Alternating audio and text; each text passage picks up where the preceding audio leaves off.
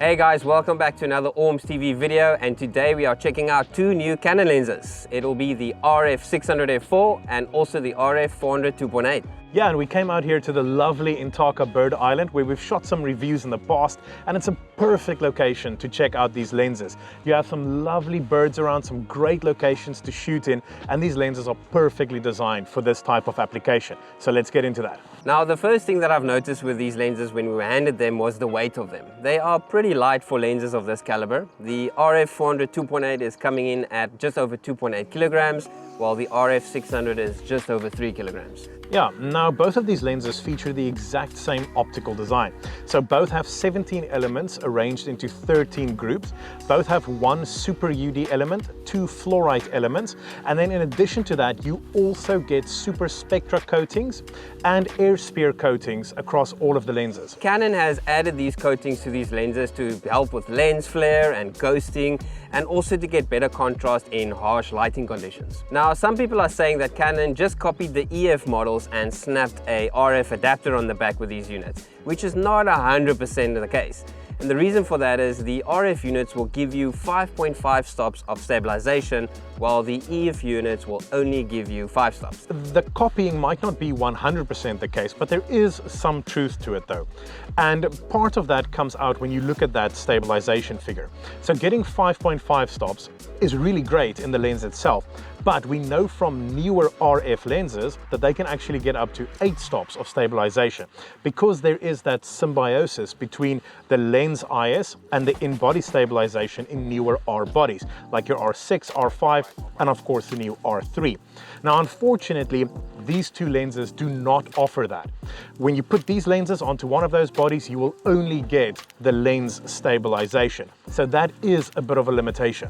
Now, in terms of the controls on these lenses, it's all very standard fare for lenses in this range. Now, both of them have focus hold buttons as well as focus range limiters to reduce hunting when you are focusing at set distances. Both of these lenses also have focus preset modes, and this effectively allows you to throw the focus ring left or right, and the lens will snap to a predetermined focusing distance. Yeah, and with lenses in this caliber, you have 3 stabilization modes. 1 is your general sort of handheld stuff, 2 will be for very aggressive panning, and 3 is only activated once you touch the autofocus button. Now, if you had the opportunity to buy one of these lenses, will it be the RF 400 2.8 or the RF 600 f4? Let us know in the comments below. Now, one control that is conspicuously absent from these lenses is the control ring that we find on pretty much all of Canon's RF lenses. And I really expected to see it on these top of the line 400 2.8 and 600 f4 lenses.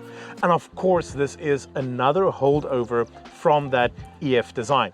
If they did go ahead and place a control ring on it, then it would have necessitated a complete change to the body structure of that lens, and would have realistically pushed the price up and again complicated the whole production system around it. But I would have liked to see it anyway. Now, both lenses are fully compatible with the RF 1.4 and also RF 2x converters. Now, you will obviously lose 1 or 2 stops of light depending on which converter you use, and with our experience, we've seen pretty decent performance even with the extenders, and you also keep full autofocus, which is a great feature as well. Yeah, now the big thing with these lenses is of course the fact that you now have the RF mount on them. And though the design is very similar to the EF counterparts, the RF mount does bring with it some significant upgrades, and that really is the key to these lenses' performance. Now, obviously with the RF mount, you now have 12 contacts as opposed to the original 8 in the EF mount, and that allows a significant increase in data throughput from the lens to the RF body that you have it attached to. This comes into play significantly with cameras like the R3, and that's also the camera that we tested these lenses on.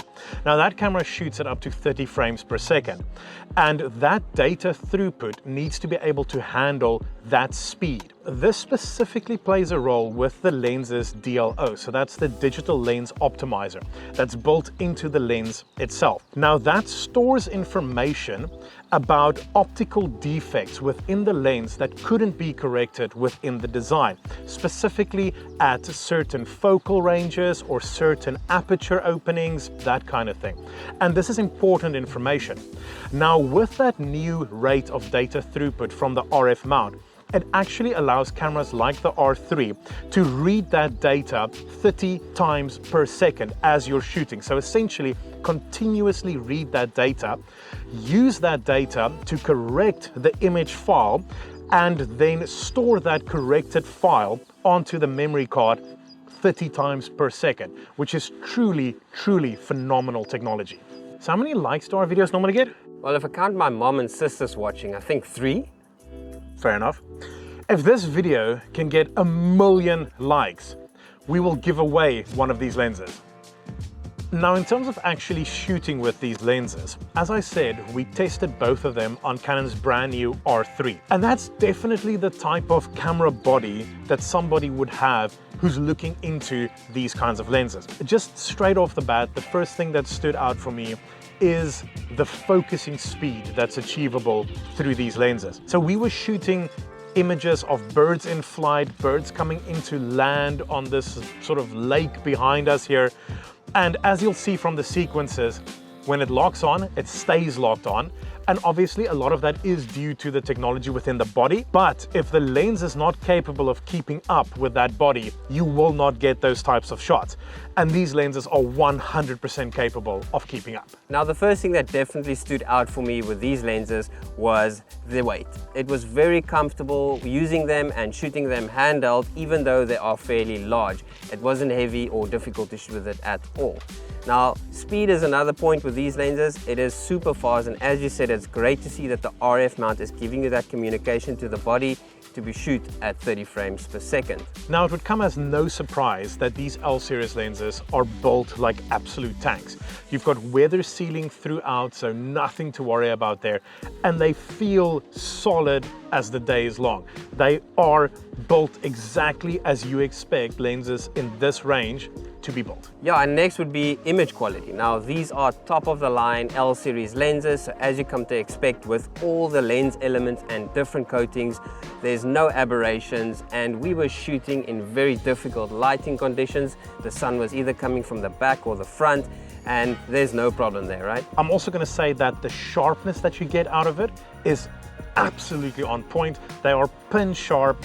When the R3 body locks onto the bird's eye, you get that eye tracking autofocus. The lens is right there. And if you crop in on some of these images, you will see exactly where that focus point was, and the lenses maintain it beautifully. It is exactly what you expect from lenses at this top end bracket. There really is no surprises here. Now, to wrap this video up, there isn't much more that we can say about these lenses other than they are fantastic. In this kind of caliber of lenses, you will get the best performance out of them. Even though there might be 1 or 2 things that people wanted extra with the RF units, I think it is fully capable. I totally agree with you on that. There might be some elements to the RF mount that I would have liked to see utilized further, but at the end of the day, if you are in a position to get one of these lenses and the type of photography that you are into is geared towards the results that only these lenses can deliver, go out and get one, because you will not be disappointed. If you guys want to stay up to date with the content we're making, remember to hit the subscribe and notification bell.